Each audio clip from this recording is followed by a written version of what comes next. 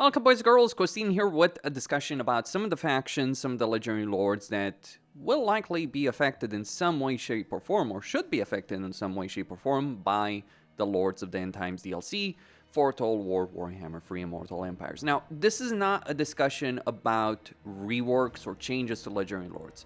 It's just the significance of these characters in that Lords of the End Times events and how maybe they should have some impact in their campaigns or will be affected by the changing world around them or the ending world around them. So let's start actually with Bretonnia. So with Bretonnia, we have Lou and Leoncoeur, and we have the Fey Enchantress. The Fey Enchantress is actually the more important character out of this because Nagash was brought back through Manfred and Arkhan sacrificing her. So it would be very surprising if she didn't play any kind of role in the Lords of the End Times lore, whatever Crave Assembly decides to spin on that subject. Then we have the Cast Dwarves, all of them, of course, because Grimgor, but that's just Grimgor being Grimgor. Dark Elves, you know, there's the whole thing with Malekith and all that, but I've talked about that in a separate video. Dwarves, of course, talked about that in a separate video. Greenskins. Well, the one character we should talk about is, well, we should talk about Azag for a bit. So Azag does wear the crown of Nagash, so it is going to be curious what CA is going to do that, because it's kind of weird if they bring back Nagash and then you still have Azag on the map wearing that crown. Maybe the intended purpose of how Creative Assembly is going to bring Nagash is you'll start a campaign as one of the Mortarchs, so whichever one you want, or you could start a campaign as Nagash, which would be further along, and then you remove Azag from play, or you make him a Mortarch. That's something that mods have toyed with as well. Then we have Skarsenik, of course, because of the events of Caracade Peaks, but that's roughly it. High Elves, separate discussion. Khorne, pretty clear-cut. Kislev, clear-cut. Lizardman, Lestra got burned to the ground. Norska, clear-cut. Nurgle, clear-cut. Ogres, Grimgor says hello. Skaven.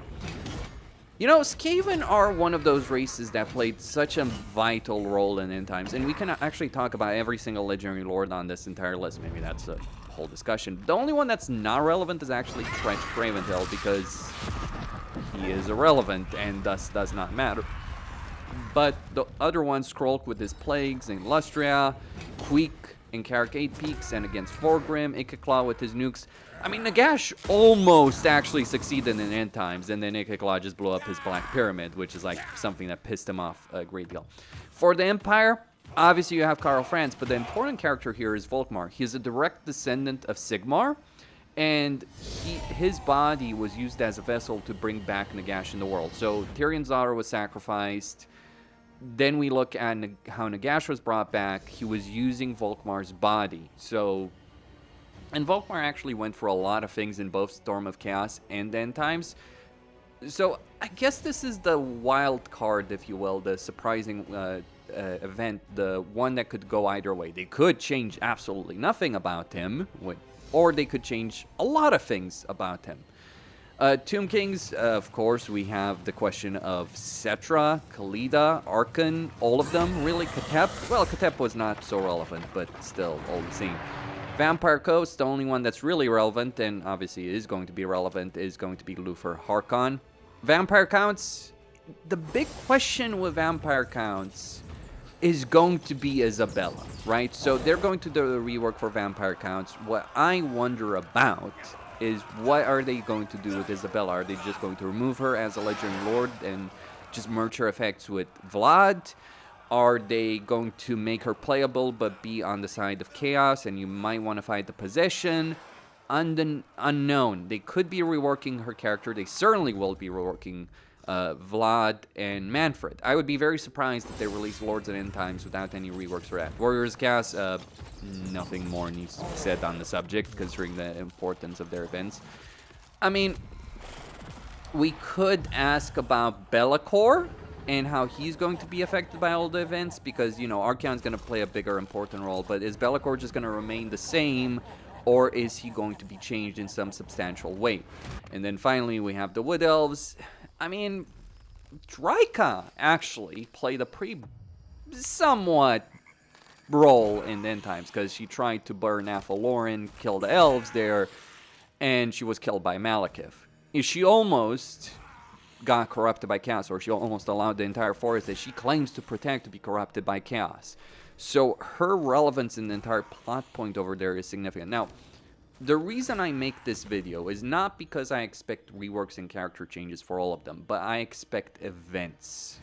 The way I picture that Lords of the End Times working out, the way I think Creative Assembly is going to do that entire DLC, or expansion, whatever term you may want to use, is they're going to have various quest battles, they're going to have various events, and they hopefully will involve these characters in some capacity. Like, say, for instance, right?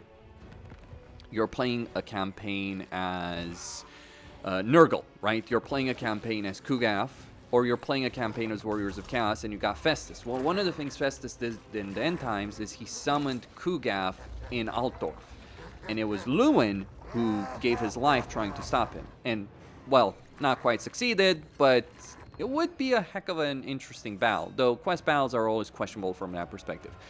Some events, scripted, unscripted, dynamic.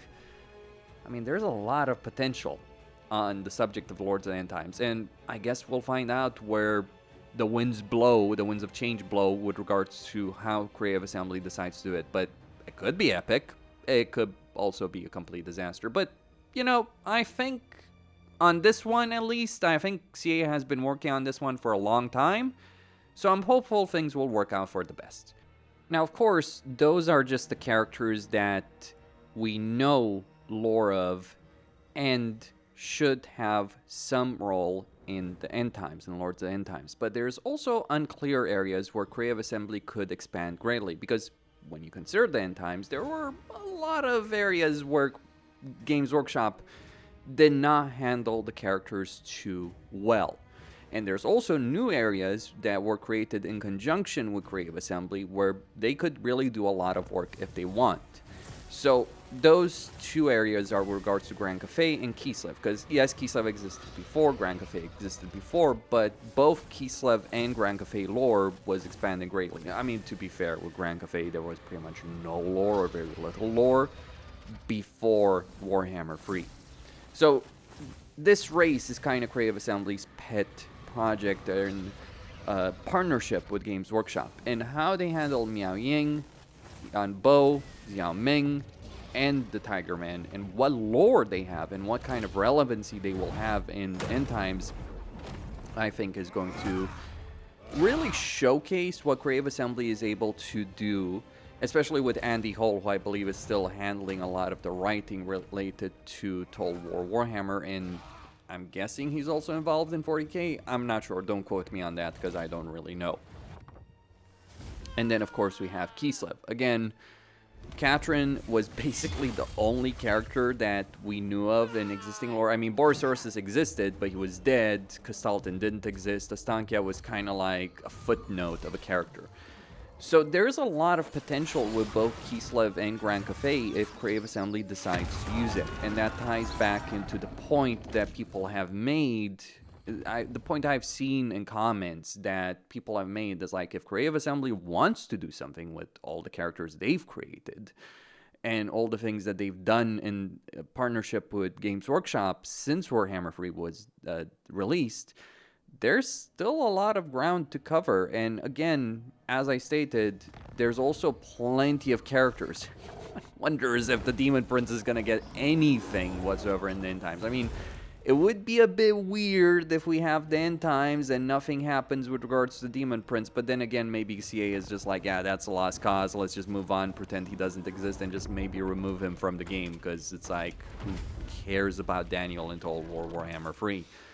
So much less potential with that legendary lord. Like, such a great origin story in the prologue, but such little handling by CA after that. That's the problem. They had a great idea in theory, but they kind of messed it up. Though, worth pointing out, the leaks did indicate Lotkin would be Chaos, so maybe they'll put Be'lakor as an undivided legendary lord of Chaos as well, and improve Daniel at the same time. That would be something. There are mods that do vastly improve the Daniel experience, though, again, mods do have their own limits. That's all I have to say. Costin here signing out. I'll see you boys and girls on the next one, And stay tuned for more. If you do enjoy my content, consider supporting me via PayPal, Patreon, or through Super Chats, whatever is your jam. See you then.